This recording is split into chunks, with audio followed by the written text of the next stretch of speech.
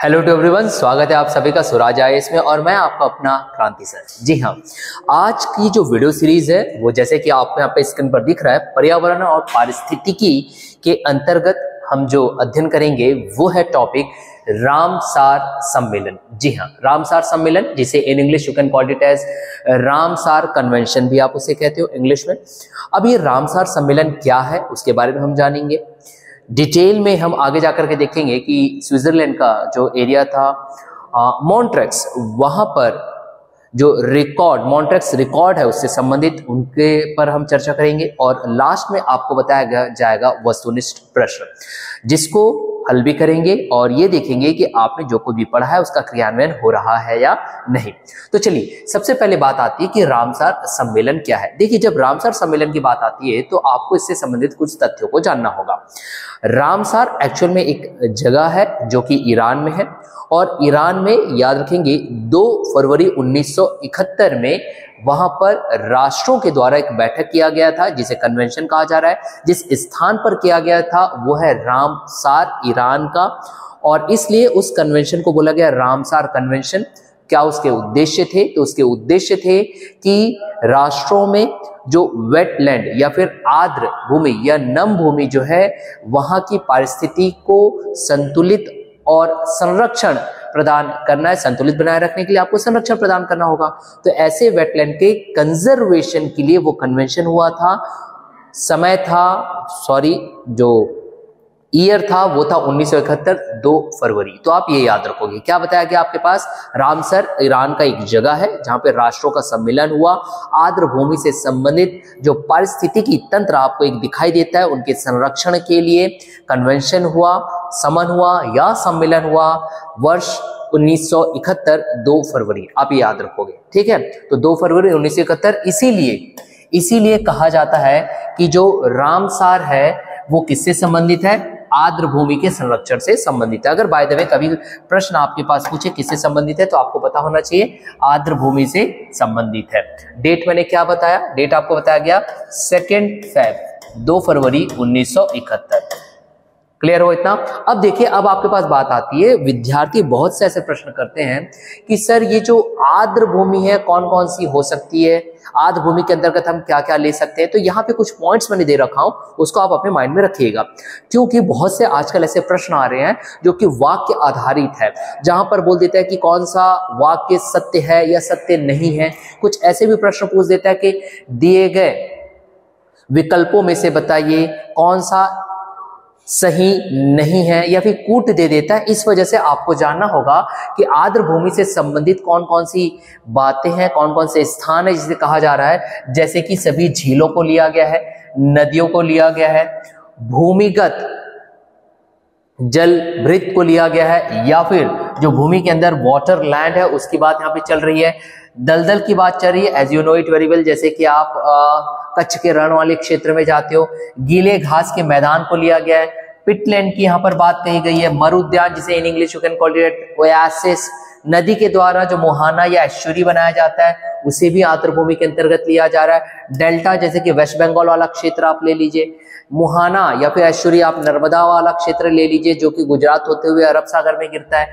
ज्वारीय फ्लैट की यहाँ पे बात की जा रही है, मैंग्रोव वन जो कि तटीय प्रदेशों में आपके पास पाया जाएगा और अन्य तटीय क्षेत्र। अब मूंगा चट्टाने मतलब कि कोरल रीफ की भी यहाँ पर बातचीत चल रही है, और मानव के द्वारा कुछ स्थल की भी बातचीत चल रही है, जैसे कि मछली तालाब जहां पर मछलियों का पालन होगा, चावल के खेत, जलाशय, नमक पैन। अभी नमक पैन क्या है इसे आप इस तरीके से समझिए। मान लीजिए अगर ये मरुस्थलीय क्षेत्र है तो मरुस्थलीय क्षेत्र में आप जानते हो ये यहाँ पे सूर्य है और सूर्य के अत्यधिक ताप होने की वजह से अगर यहाँ पे पहले कभी पानी रहा होगा, वो पानी क्या हो जाएगा? वाष्पित होकर के उड़ जाएगा और नीचे जो बच जाएगा वो कुछ और नहीं बल्कि नमक के कण रहेंगे।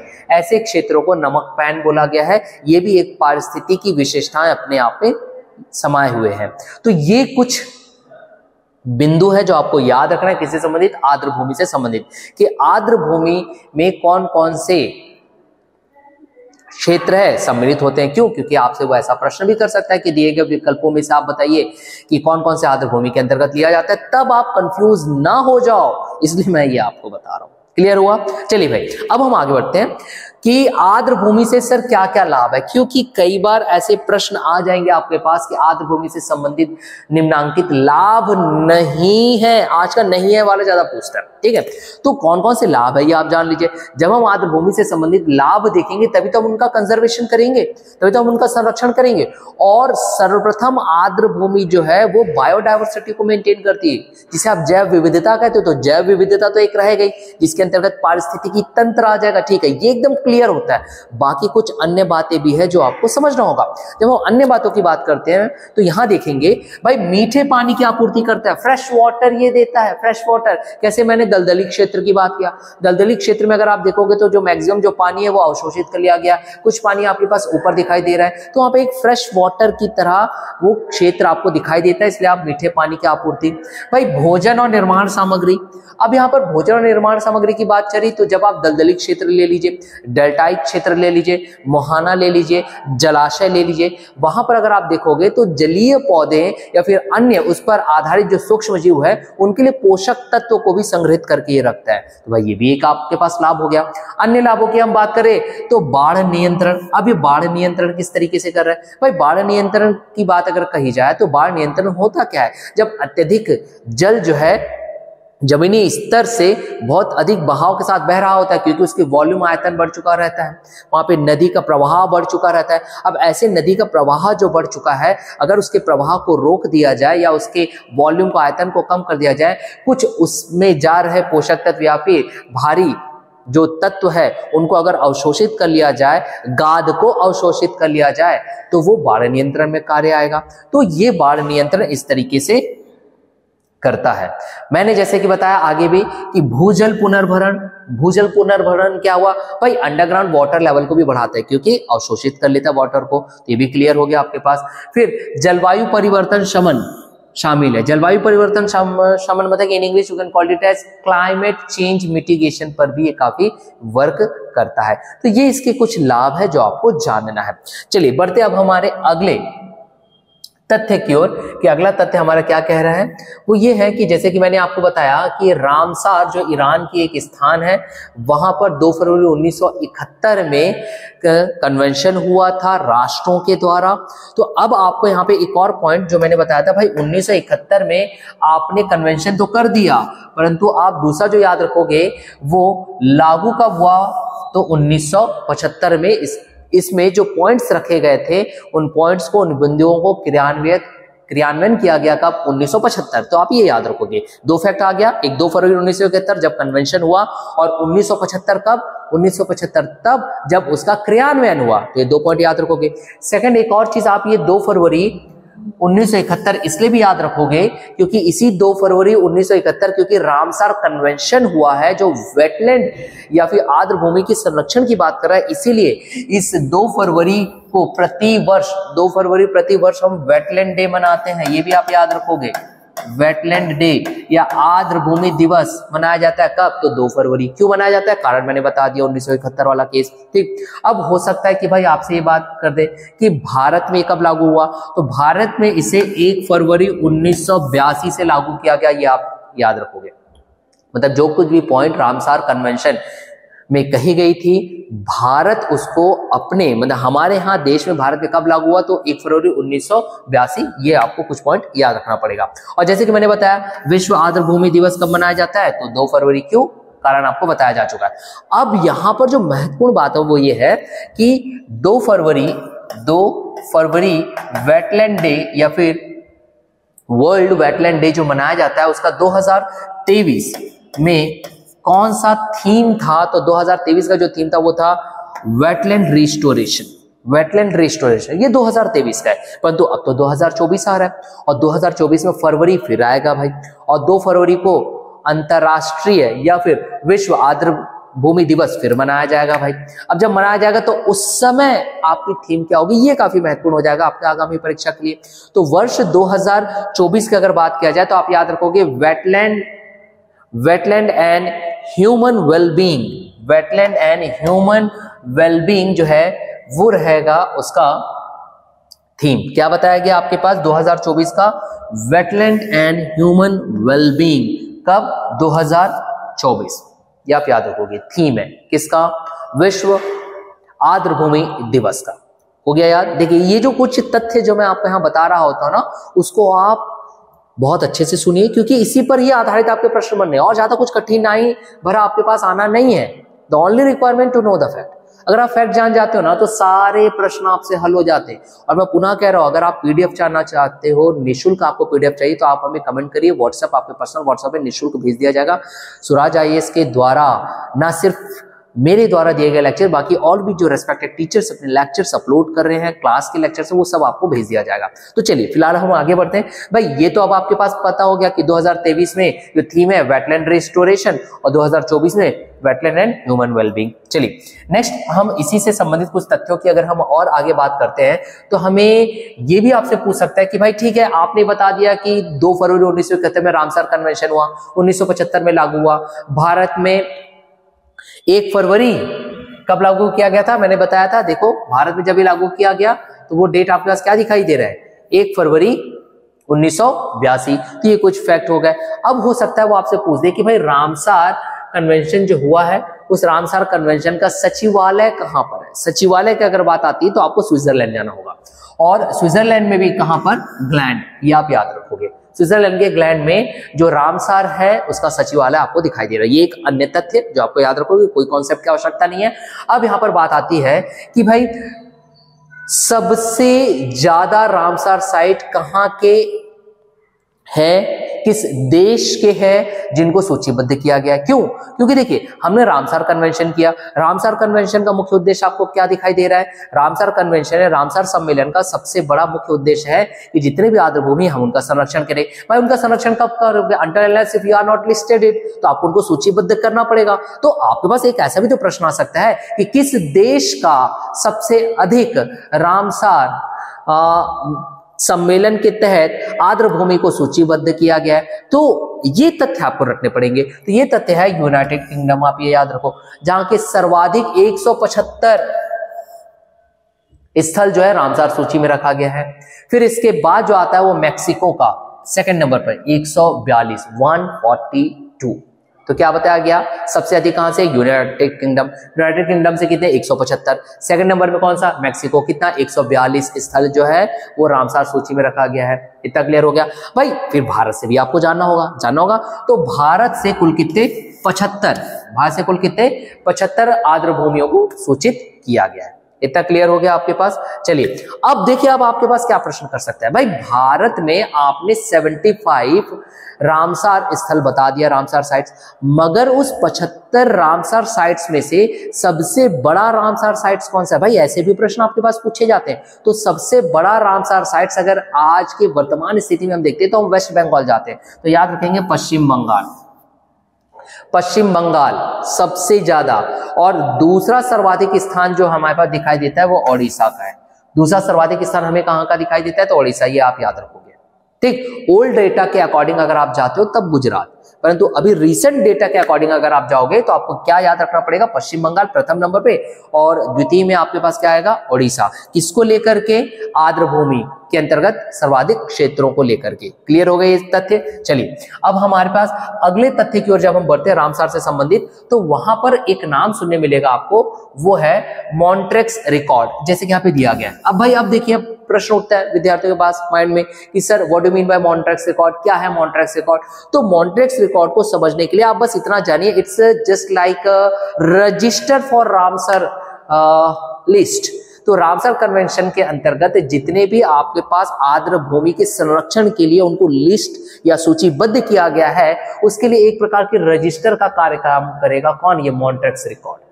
इसलिए इसमें कहा जाता है कि रामसर सूची के भाग के रूप में इसे बनाया रखा गया है। अब मैं जानता हूं कि भाई बहुत सारे विद्यार्थी वो ये बोलेंगे सर फिर भी हमको नहीं समझ में आया कि ये मॉन्ट्रेक्स रिकॉर्ड है क्या। आपने ये बोल दिया कि रामसर सम्मेलन के अंतर्गत आर्द्र भूमियों को बचाए रखने के लिए कन्वेंशन हुआ था, सम्मेलन हुआ था, उसके लिए उनको लिस्टेड किया गया, सूचीबद्ध, और ये मॉन्ट्रेक्स रिकॉर्ड जो है वो एक प्रकार का कार्य करता है सर रजिस्टर का। सर इसे और क्लियर करिए, तो चलिए और क्लियर कर देते। उससे पहले हम ये देखेंगे कि यहाँ पर हो क्या रहा है, यहाँ पर हो क्या रहा है। अब ये पॉइंट क्लियर कर देगा आपको, मतलब कि हम ऐसे आर्द्र भूमि को लेंगे, भाई सभी आर्द्र भूमि को हम नहीं ले रहे, सभी आर्द्र भूमि को नहीं ले रहे हैं, हम ऐसे आर्द्र भूमि को ले रहे हैं अंतर्राष्ट्रीय स्तर पर, अंतर्राष्ट्रीय महत्व के तौर पर ऐसे आर्द्र भूमि जो कि आज वर्तमान में तकनीकी बदलाव होने की वजह से, टेक्नोलॉजिकल, यहां देखो बदलाव मतलब तकनीकी विकास होने की वजह से, भाई प्रदूषण की वजह से, या फिर मानवीय क्रियाएं इतनी बढ़ चुकी हैं जिसकी वजह से, जिनके परिणाम स्वरूप वो जो आर्द्र भूमि है वहां की जो पारिस्थितिकी विशेषताएं हैं आज उन्हें किसी न किसी प्रकार से या तो बदलाव होता दिखाई दे रहा है, या बदलाव हो चुका है, या बदलाव होने की संभावनाएं हैं। ऐसे आर्द्र भूमियों को सूचीबद्ध करने का कार्य करता है ये मॉन्ट्रेक्स रिकॉर्ड। ये विशेष पॉइंट आप याद रखोगे। क्या कहा गया, कंफ्यूज नहीं होना। रामसार सम्मेलन आर्द्र भूमियों के संरक्षण की बात करता है, तो इसमें जैसे उदाहरण के तौर पर भारत के 75 आर्द्र भूमि जो है वो सूचीबद्ध है। उदाहरण के तौर पर जैसे कि मैक्सिको का 142, 175 आपने यूनाइटेड किंगडम का लिया, मगर ये पूरा का पूरा इतनी बड़ी संख्या में इस मॉन्ट्रेक्स रिकॉर्ड में नहीं होते भाई। मॉन्ट्रेक्स रिकॉर्ड में इतने सारे आर्द्र भूमियों को नहीं लिया जाता। जैसे उदाहरण के तौर पर भारत में, यहां देखिए, यहां से आप समझ जाओगे क्लियर, भारत में कुल कितने रामसार साइट्स, तो 75 रामसार साइट्स है, परंतु मॉन्ट्रेक्स रिकॉर्ड में भारत में कितने लिए गए, तो मात्र 2। देखिए अंतर समझ में आया, मात्र 2 लिया गया है। तो इसलिए आप ऐसा समझिए कि मॉन्ट्रेक्स रिकॉर्ड में भी सूचीबद्ध होंगे कौन से आर्द्र भूमि वाले क्षेत्र, और रामसार साइट्स में भी आर्द्र भूमि वाले साइट्स जो है या स्थल है वो सूचीबद्ध होंगे, परंतु मॉन्ट्रेक्स रिकॉर्ड में वो सूचीबद्ध होंगे आर्द्र भूमि जो कहीं ना कहीं डेवलपमेंट होने की वजह से, विकास होने की वजह से, तकनीकी स्तर पर या प्रदूषण के बढ़ने पर, या मानव की क्रियाएं जो दखलंदाजी कर रही है, और उन आर्द्र भूमियों में जो रामसार साइट्स है, ठीक है, वहां पर आज वर्तमान स्थिति में पारिस्थितिकी तंत्र में किसी न किसी प्रकार का बदलाव हो चुका है, या हो रहा है, या होने की संभावना है, ऐसे ही लिया जाता है। इसलिए जो मॉन्ट्रेक्स रिकॉर्ड में जो आर्द्र भूमि रहती है जो सूचीबद्ध, उनकी संख्या हमें कम दिखाई देती है। आई थिंक इट्स क्लियर। अब ये मेरे ख्याल से आपको समझ में आ गया होगा। चलिए भाई, समझ में आ गया ना, तो आप मुझे कमेंट जरूर करा करो, क्योंकि पता है I am requirement to have a comment from your side. क्यों? क्योंकि आप लोगों को जब कमेंट आता है ना, तो मुझे पता चलता है कि कितने नंबर ऑफ स्टूडेंट्स हैं जो इन वीडियो को देख रहे हैं और समझ भी रहे हैं, और इससे मुझे मोटिवेशन मिलता है कि मुझे और अधिक वीडियोस आपके लिए लाना होगा। वरना व्यूज तो पता चल जाता है, बट यही पता नहीं चलता ना कि विद्यार्थी इस वीडियो में कुछ समझ रहे हैं या नहीं, तो वो आपके कमेंट से ही पता चलेगा। तो कमेंट अगर आप देते हो ना, तो आपके ही फायदे के लिए हम और अधिक वीडियो लाएंगे। तो भाई Now, please give me a comment if you are interested in my videos. ठीक है, तो चलिए आगे बढ़ते हैं। अब ये तो चीजें अब आपको क्लियर हो गई। अब हम देखते हैं कि हमारे पास इस मॉन्ट्रेक्स रिकॉर्ड से संबंधित और क्या तथ्य है जो हमको याद रखना पड़ेगा। देखिए, मॉन्ट्रेक्स रिकॉर्ड से संबंधित कुछ और तथ्य जो आपको याद रखना है वो ये है, पर पहला तो मैं पॉइंट यहां पर देता हूं कि रामसार सम्मेलन के तहत बनाए रखा गया मॉन्ट्रेक्स रिकॉर्ड उन आर्द्र भूमि स्थलों को उजागर करता है जिन्हें संरक्षण की आवश्यकता है। ये तो मैं बता चुका हूं। ठीक, दूसरा पॉइंट क्या हो रहा है, इससे पहली बार, हाँ अब यहां देखिए कि मॉन्ट्रेक्स रिकॉर्ड कब आया गया, ये वर्ष आपको याद रखना पड़ेगा। एक्चुअली में स्विट्जरलैंड में एक जगह है मॉन्ट्रेक्स, वहां पर, यहां पर देखिए स्विट्जरलैंड में एक मॉन्ट्रेक्स है जगह, ठीक, ये आप याद रखोगे। स्विट्जरलैंड में मॉन्ट्रेक्स एक स्थान है जहां पे वर्ष 1990 जुलाई 1990 में वो राष्ट्र आकर के दोबारा सम्मेलन कर रहे। कौन से राष्ट्र? जो कि रामसार सम्मेलन में आए थे, और रामसार सम्मेलन में जो राष्ट्र आए थे उन्हें बोला गया COP। अब यहां पे जो COP है वो है कॉन्फ्रेंस ऑफ कनेक्टिंग पार्टीज। तो उस समय जो कॉन्फ्रेंस ऑफ कनेक्टिंग पार्टीज हुआ था, रामसार सम्मेलन में जो राष्ट्रों ने भाग लिया था, वही conference of connecting party COP4 हुआ था। कब? 1990 में। कहां हुआ था? स्विट्जरलैंड में भी कहा, मॉन्ट्रेक्स में, इसलिए उसे बोला गया Montreux record. I think it's clear. अब तो ये क्लियर हो ही गया होगा कि भाई मॉन्ट्रेक्स रिकॉर्ड क्या है। भाई जैसे रामसार सम्मेलन आपने लिया तो हाँ, ईरान के रामसार स्थान पर आपने सम्मेलन करवा दिया तो रामसार सम्मेलन आपने बोल दिया। भाई अब आप कहाँ जा रहे हो, स्विट्जरलैंड में जा रहे हो। स्विट्जरलैंड में कौन सी जगह, मॉन्ट्रेक्स। मॉन्ट्रेक्स में कब, वर्ष 1990। कौन आकर के भाग लिया, तो वही राष्ट्र भाग ले रहे हैं जो आपके पास रामसार सम्मेलन में थे, तो इन्हें क्या बोल दिया गया, COP4। COP4 यहाँ पे कॉन्फ्रेंस ऑफ पार्टीज नहीं बोलना, कॉन्फ्रेंस ऑफ, आप क्या बोलोगे, कनेक्टिंग पार्टीज। ये देखिए कनेक्टिंग पार्टीज, ये आप याद रखोगे। क्लियर हो गया। चलिए थोड़ा सा आगे बढ़ा जाए। अब इस रिकॉर्डों के तहत क्या बात कही गई, उन्होंने ये बात किया गया कि रिकॉर्ड के तहत साइटों को केवल उन अनुबंध पक्षों, हाँ एक और बात, जैसे कि मैंने बताया कि इस स्विट्जरलैंड के मॉन्ट्रेक्स में जो मॉन्ट्रेक्स रिकॉर्ड हुआ उसका मेन एम ये है कि हम ऐसे आर्द्र भूमियों को अब ले जो कहीं ना कहीं उनकी पारिस्थितिकी विशेषताओं में कुछ ना कुछ बदलाव हो रहा है या बदलाव हो चुका है, बदलाव होने की संभावना है। कारण प्रदूषण हो सकता है, मानव की दखलंदाजी हो सकती है, या फिर टेक्नोलॉजी का जो विकास हो रहा है उसके कारण। परंतु अब आपको विशेष तौर पर यह ध्यान देना है कि ये जो मॉन्ट्रेक्स रिकॉर्ड जो एक रजिस्टर की तरह काम करता है, इसमें उन आर्द्र भूमियों को लेना या हटाना ये किस पर निर्भर करता है, तो वो इसी कॉप पर ही निर्भर करता है। कॉन्फ्रेंस ऑफ कनेक्टिंग पार्टीज जो है उन्हीं पर ही ये निर्भर करता है, उन्हीं के पास राइट्स है। इसलिए यहाँ पे लिखा गया है रिकॉर्ड के तहत साइटों को केवल उन अनुबंध पक्षों की मंजूरी से जोड़ा हटाया जा सकता है जो इस साइट में शामिल है। ये पॉइंट आप याद रखोगे। चलिए भाई देखो, सब्जेक्ट इंटरेस्टिंग हो जाता है अगर आप इन सभी सब्जेक्ट में स्वयं अपनी दिलचस्पी दिखाओ, तो आपको दिलचस्पी दिखाना जरूरी है। चलिए मॉन्ट्रेक्स रिकॉर्ड से संबंधित और कुछ तथ्यों की हम बात करते हैं। तो भाई आपके पास ऐसा भी प्रश्न कर सकता है कि भाई आज वर्तमान में मॉन्ट्रेक्स रिकॉर्ड में कुल कितने साइट सूचीबद्ध है, तो आप याद रखोगे 48 साइट्स। कितने हैं, 48 साइट। और उस 48 साइट्स में इंडिया में कितने हैं, तो इंडिया में 2। इंडिया में कितने 48 साइट से 2। भाई अब देखो, अब आपके पास प्रश्न कर सकता है, ठीक है सर आपने 2 तो बता दिया, तो वो 2 कौन कौन से हैं, ये भी तो प्रश्न कर सकता है। तो इसके लिए पहले आप राजस्थान चले जाओ। अब आप राजस्थान जाओगे तो वहां मिलेगा केवलादेव राष्ट्रीय उद्यान, वो। दूसरा मणिपुर चले जाइए। भाई पहले तो आप याद रखो केवलादेव राष्ट्रीय उद्यान कब आया था, 1981 में आया था, ठीक, जो कि सबसे ओल्डेस्ट भी कहा जाता है, सबसे ओल्डेस्ट। ये भी एक फैक्ट आप याद रखोगे, 1981 में है, सबसे ओल्डेस्ट है, सबसे पुराना है। कौन सा, राजस्थान का केवलादेव राष्ट्रीय उद्यान। ऐसी एक और सबसे पुराना, आप कहां चले जाओ भाई, ओडिशा चले जाओ। ओडिशा जाओगे तो वहां क्या मिलेगा, चिल्का लेक मिलेगा। ये भी 1981 में आया था, सबसे ओल्डेस्ट, और इसको भी पहले लिया गया था परंतु अभी हटा दिया गया है। जब ये हटा दिया गया तो दूसरा कौन सा है, तो मणिपुर चले जाइए। ये लीजिए मणिपुर आप जाते हो तो लोकतक झील मिलता है। ये कब आया था, 1991, वर्ष आप याद रखोगे 1991 में आया है। इसका मतलब क्या माय डियर स्टूडेंट, अब आप यहां समझिए 1991। तो अगर आपके पास पूछ दे कि सबसे ओल्डेस्ट कौन सा है, तो 2 आप नाम याद रखोगे, राजस्थान का केवलादेव राष्ट्रीय उद्यान या फिर आप उड़ीसा का चिल्का झील याद रखोगे 1981। और उसके बाद तृतीय नंबर पे बोलेगा तो लोकतक लेक 1991 आप याद रख ले। हालांकि और भी है, परंतु क्योंकि लोकतक लेक यहाँ पे बात आ गई है और वो क्योंकि मॉन्ट्रेक्स रिकॉर्ड में सूचीबद्ध है इसलिए इंपॉर्टेंट है लोकतक झील।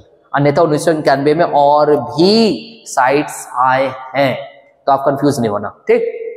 चलिए अब यहां पे बात आती है कि ऐसे भी पूछ सकते हैं भाई मॉन्ट्रेक्स रिकॉर्ड की अगर मैं बात करूं तो कितने कॉन्ट्रैक्टिंग पार्टीज इसमें आज वर्तमान में इन्वॉल्व है, तो आप याद रखोगे 172 देशों के कॉन्ट्रैक्टिंग पार्टीज आज यहाँ पे इन्वॉल्व है, या याद रखोगे। देखिए तथ्यों पर तथ्य आपको बताया जा रहा है सुराजा इस प्लेटफॉर्म से, तथ्यों पर तथ्य आ रहे, हर विषय के तथ्य दिए जा रहे, एक बेहतर कोशिश की जा रही कि विद्यार्थियों आपको हम अच्छे से अच्छा नॉलेज दे सके।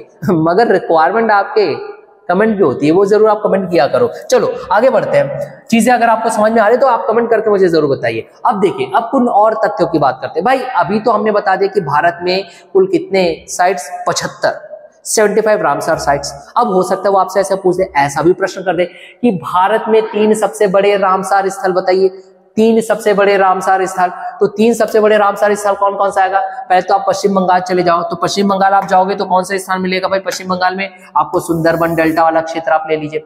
दूसरा आप केरल चले जाइए, सेकंड नंबर पर केरल, सेकंड नंबर पर केरल ना, केरल जाओगे तो वहां पे वेम्बनाड कोल आर्द्र भूमि आपके पास मिलेगा। और तृतीय नंबर पर उड़ीसा चले जाइए जहां पे क्या मिलेगा, चिल्का झील, ठीक है। बाद में 3 सबसे बड़े रामसार स्थल, क्लियर हो गया। अब यहां पर देखिए जी मैंने यहाँ पर आपके पास एक सीरीज के तौर पर नहीं बताया, क्योंकि पहला तो आपके पास क्या था, पश्चिम बंगाल तो 100% है ही। सेकंड नंबर पे हमारा क्या आ रहा था, चिल्का झील आ रहा था। फिर आपके पास वेम्बनाड कोल आर्द्र भूमि, ये अब आपके पास ये 3 आ गए। अब इसके बाद हम आगे बढ़ते हैं। चलिए आगे अगर हम बढ़ते हैं तो अब आपके पास ऐसा भी प्रश्न कर सकते हैं कि भारत में 3 सबसे छोटे, यहाँ पर देखिए, भारत में 3 सबसे छोटे रामसार स्थल की अगर बात करते हैं तो सबसे पहले तमिलनाडु जाइए, जहां पे आपके पास वेम्बनूर वेटलैंड कॉम्प्लेक्स मिलेगा। द्वितीय में आप हिमाचल प्रदेश जाइए, जहां पे रेणुका आर्द्र भूमि मिलेगी। और फिर तमिलनाडु में ही आप जाते हो तो वेदांतंगल पक्षी अभ्यारण्य मिलेगा, मतलब बर्ड सेंचुरी की बात चल रही है, जो कि भारत में 3 सबसे छोटे रामसर स्थल है। क्लियर हुआ ये चीजें? चलिए आगे बढ़ाया जाए आपके पास। अब वो देखो, अब आपके पास ऐसा भी पूछ सकते हैं भाई सबसे पुराना रामसर स्थल क्या है, और सबसे पुराना तो मैंने आपको बताया ना, आप उड़ीसा ले लीजिए, राजस्थान ले लीजिए। उड़ीसा का आप चिल्का झील ले लीजिए, और यहाँ पर राजस्थान में क्या आएगा, केवलादेव राष्ट्रीय उद्यान, जो कि दोनों के दोनों कब आए, 1981 हो गया। चलिए, तो ये तो तथ्य था, ये तथ्य था जो आपको स्ट्रेट फॉरवर्ड आपको याद करना पड़ेगा, क्योंकि प्रश्न इसी से संबंधित आते हैं। अब चलिए, अब बारी आती है भाई हमारे पढ़े हुए चीजों को इंप्लीमेंट करने की, क्रियान्वयन करने की। तो प्रश्न देखिए आपके पास दिया गया है। पहला प्रश्न क्या बोल रहा है, रामसार सम्मेलन संरक्षण से संबंधित था। भाई किससे संबंधित था, आपको मैंने बताया 2 फरवरी 1971। कहां, रामसार। रामसार कहां, ईरान में। क्या किया गया था, आर्द्र भूमियों के संरक्षण की बात की गई थी। अब यहाँ पे 4 विकल्पों में से एक विकल्प आपको बहुत ही ज्यादा क्लियर दिख रहा है, सी, नमभूमि। बस आ गया उत्तर आपका, आ गया ना। चलिए, चीजें आपको समझा दी गई है, इसलिए फास्ट मैं यहां पर कर रहा हूं वर्क। दूसरा अब हम देखते हैं, दूसरा प्रश्न क्या कह रहा है। देखो, वेटलैंड दिवस कब मनाया जाता है। भाई वेटलैंड दिवस तो 2 फरवरी 1971 में आपने रामसार गए थे ईरान, तब आपने क्या करवाया था, वेटलैंड कन्वेंशन करवाया था, रामसार कन्वेंशन। बस उसी डेट से आपने क्या करना चालू कर दिया, आपने वेटलैंड डे मनाना चालू कर दिया। मतलब कि क्या आएगा, 2 फरवरी। ये लीजिए 2 फरवरी आपका उत्तर आ गया। देखिए कितना आसान है, अगर आपके पास कॉन्सेप्ट है ना, कोई भी क्वेश्चन नहीं छूटता, कोई भी क्वेश्चन नहीं छूटता। The only requirement to know about the concept of the topic my dear. बस आप कॉन्सेप्ट को जानिए, सारा चीज आपसे बनेगा, सारा चीज बनेगा। चलिए, इसी कॉन्सेप्ट पर आधारित हम अगले प्रश्न को हम देखते हैं क्या कह रहा है। देखिए अगला प्रश्न, अब ये जो अगला प्रश्न है, ये IAS में आया है, घबराना नहीं, IAS में आ गया तो आपसे नहीं बनेगा, बनेगा सब, बस आपको तथ्यों को जानना है। तो चलिए हम देखते हैं क्या प्रश्न कर रहा है IAS में। भाई ये बोल रहा है, यदि अंतरराष्ट्रीय महत्व की किसी आर्द्र भूमि को मॉन्ट्रियल रिकॉर्ड के अधीन लाया जाए तो इससे क्या अभिप्राय है। भाई मॉन्ट्रियल रिकॉर्ड के अंतर्गत हम किसी आर्द्र भूमि को लाएंगे तो मैंने आपको क्या बताया था, याद करो। पहला तथ्य आपको यह बात किया गया था कि मॉन्ट्रियल रिकॉर्ड जो है वो एक रजिस्टर की तरह कार्य करता है, जो रामसार साइट्स है, रामसार सम्मेलन के अनुसार, परंतु ये उन्हीं आर्द्र भूमियों को लेता है जिनकी पारिस्थितिकी विशेषताओं में या तो बदलाव हो चुका है, या वर्तमान में बदलाव हो रहा है, या भविष्य में बदलाव होने की संभावना है। कारण क्या क्या बताया गया था, याद करिए भाई। विकास, किसका विकास, टेक्नोलॉजिकल डेवलपमेंट की बात की गई थी, पॉल्यूशन की बात की गई, और तो और मानव की दखल अंदाजी की बात कही गई।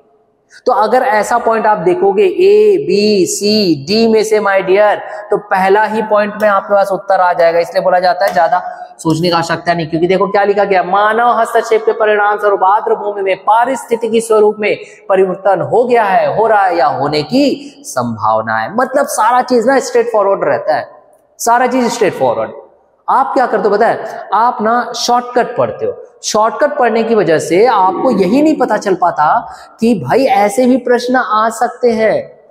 इसलिए बोला जाता है always have the study throughout the topic my dear with detail lecture. ये सब आप जान रखो। चलो आगे बढ़ते हैं। अगला प्रश्न, ये अगला प्रश्न ये लीजिए। अगला प्रश्न क्या कह रहा है, पारिस्थितिकी निकाय के रूप में आर्द्र भूमि निम्नलिखित में से किस हेतु उपयोगी है। अब यहाँ पे देखो 4 विकल्प दिए गए। आर्द्र भूमि की उपयोगिता अगर मैं बात बताऊं तो आर्द्र भूमि के लाभ को आपको पहले बता दिया गया था, याद करिए। आर्द्र भूमि जैसे उदाहरण के तौर पर आप दलदली क्षेत्र ले लीजिए। भाई आपको ये बताया गया कि बाढ़ से बचाने के काम आता है।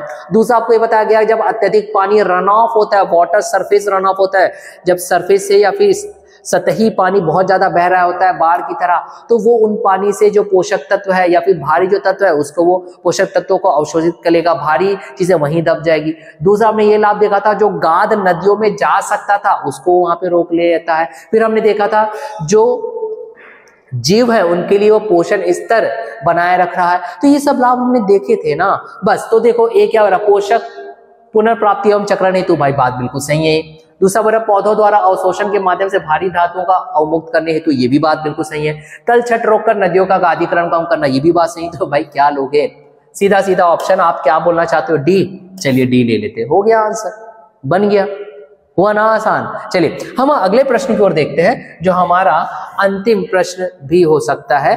पहले हम इस प्रश्न को देखते हैं, उसके पश्चात हमारा अंतिम प्रश्न आएगा। देखिए फिर से ये आईएएस में पूछा गया प्रश्न है, मैं फिर से बोल रहा हूँ, never worry about the question, always have a detail your study from your own side of the particular topic, तो आप कभी भी घबराओगे नहीं। चलिए प्रश्न क्या कह रहा है, यदि वर्षा वन और उष्णकटिबंधीय वन पृथ्वी के फेफड़े, व्हाट डू मीन बाय फेफड़े, भाई लंग्स की बात चल रही है। लंग्स किसको बोल रहा है, वर्षा वन और उष्णकटिबंधीय वन। भाई वनों की अगर मैं बात करूं तो वन की अगर मैं बात करूं तो आप पेड़ ले लीजिए, पेड़ का कार्य क्या है, प्रमुख कार्य अगर आप देखोगे वो ऑक्सीजन देता है और कार्बन डाइऑक्साइड लेता है। भाई ऐसा ही कार्य आपका फेफड़ा करता है। आप जब श्वसन प्रणाली या श्वसन तंत्र पढ़ोगे तो आप जानोगे कि आप क्या लेते हो, ऑक्सीजन इनहेल करते हो और कार्बन डाइऑक्साइड छोड़ते हो, करते हो ना, फेफड़े की तरह ये भी कार्य कर रहे थे। तो बात बिल्कुल सही हो गई कि भाई वर्षा वन और उष्णकटिबंधीय वन पृथ्वी के फेफड़े हैं, तो निश्चित ही आर्द्र भूमि इसके गुर्दे की तरह कार्य करेगा, बोल रहा है गुर्दे की। भाई गुर्दे का कार्य क्या होता है, आपकी बॉडी में गुर्दे का कार्य क्या है, आपने पढ़ा है इसे जब आप बॉडी ऑर्गन पढ़ रहे थे, जनरल साइंस क्लास 9 से 10 तक की आप सारी चीजें पढ़ चुके हो। तो गुर्दा का कार्य क्या है, जो तत्व आते हैं उसको वो अवशोषित कर लेता है गुर्दा, ठीक है। अब तत्वों को अवशोषित करने का उसका कार्य है। तो अब हम देखते हैं निम्नलिखित में से आर्द्र भूमियों का कौन सा एक कार्य उपयुक्त कथन को सर्वोत्तम प्रतिबंधित करता है, प्रतिबिंबित करता है, माफ करिए, प्रतिबिंबित।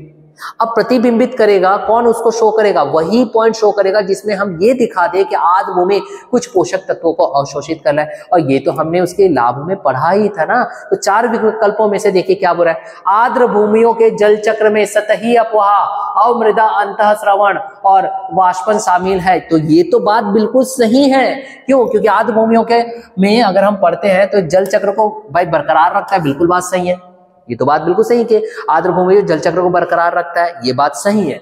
कैसे, भाई अत्यधिक पानी अगर आ रहा है वो अवशोषित कर रहा है तो भूस्थल का जो जल है वो क्या हो जाएगा, वो भी बढ़ेगा। एक उदाहरण के तौर पे बता रहा हूं, तो पहले तो आपको सही आ रहा है। दूसरा, शैवालों से वह पोषक आधार बनता है जिस पर मत्स्य और मधुकवची, पक्षी, सरीसृप, स्तनधारी फलते फूलते। तो भाई ये भी तो बात सही है, मैंने बताया था पोषण स्तर को भी बनाए रखते हैं। तो दोनों तो बिल्कुल सही आ रहा है, कंफ्यूज नहीं होना, बढ़ेंगे आगे, कॉन्सेप्ट है ना, सब सॉल्व होगा।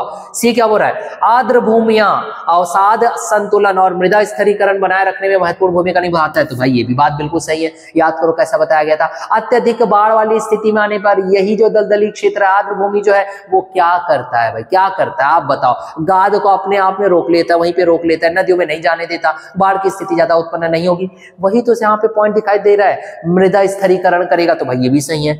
तो फिर सर हम कौन से पॉइंट को ले, डी पढ़ लेते हैं ना, पिक्चर अभी बाकी है मेरे दोस्त, उस पिक्चर को खत्म करेंगे। यहां पर देखिए क्या बोला, डी जलीय पादप भारी धातुओं और पोषक के आधिक्य को अवशोषित कर लेता है। भाई अब ये बिल्कुल एग्जैक्ट आपके पास दिखाई देता है क्या, भाई जलीय पादप, भाई जलीय पादप मतलब कि आपने दलदली क्षेत्र ले लिया, उदाहरण के तौर पे मैं बात कर रहा हूं, उस दलदली क्षेत्र को आप आर्द्र भूमि कहते हो। आर्द्र भूमि में लगा हुआ जो पेड़ पौधा रहता है, जलीय पौधा, hydrophytes in English you can call it as. तो ये जो पौधा है माय डियर वो क्या करेगा, मैंने अभी आपको बताया था, उसका मेन कारण क्या है, भाई भारी धातुओं को अवशोषित कर लेता है, साथ ही साथ पोषक तत्वों को अवशोषित कर लेता है। और अवशोषण करना ही तो गुर्दा का काम है। आप अपनी बॉडी में देख लीजिए, जनरल साइंस पढ़िए, पूरा क्लियर नॉलेज मिलेगा आपको। तो यहां से क्लियर हो गया ना। देखो ए भी सही है, बी भी सही है, सी भी सही है, मगर डी 100% आपको क्लियरिटी दे रहा है। That's why you have to go with the D. A को कट करो, बी को कट करो, सी को कट करो, डी आपका आंसर मिल गया, मिला ना डी आंसर। इसलिए कहा जाता है my dear always have a best concept. भाई कमेंट जरूर करिएगा मेरे इस वीडियो पे, आप कमेंट करिएगा। अब हमारा आखिरी प्रश्न हम चलते हैं, चलिए मैं आपके कमेंट का इंतजार करते रहेंगे आपके क्रांति सर। भाई चलिए हमारे पास 2 और प्रश्न है, देखते हैं अगला प्रश्न क्या कह रहा है। यहां देखते हैं, भारत की आर्द्र भूमियों के संदर्भ में निम्नलिखित कथनों पर विचार कीजिए। आर्द्र भूमि के संदर्भ में भाई 2 स्टेटमेंट दिए गए। पहला स्टेटमेंट क्या बोल रहा है, आर्द्र भूमि के अंतर्गत देश का कुल भौगोलिक क्षेत्र अन्य राज्यों की तुलना में गुजरात में अधिक अंकित है, ऐसा कह रहा है। ठीक है, अब भाई गुजरात में अधिक अंकित कहां है, हम तो वेस्ट बंगाल लिए ना, पश्चिम बंगाल, तो पहला तो आपका रॉन्ग हो गया। रॉन्ग हो गया, पश्चिम बंगाल लिए थे, ठीक, चलो कट कर दीजिए। भारत में तटीय आर्द्र भूमि का कुल भौगोलिक क्षेत्र आंतरिक आर्द्र भूमि के कुल भौगोलिक क्षेत्र से अधिक है। भाई ये भी स्टेटमेंट रॉन्ग है, क्यों?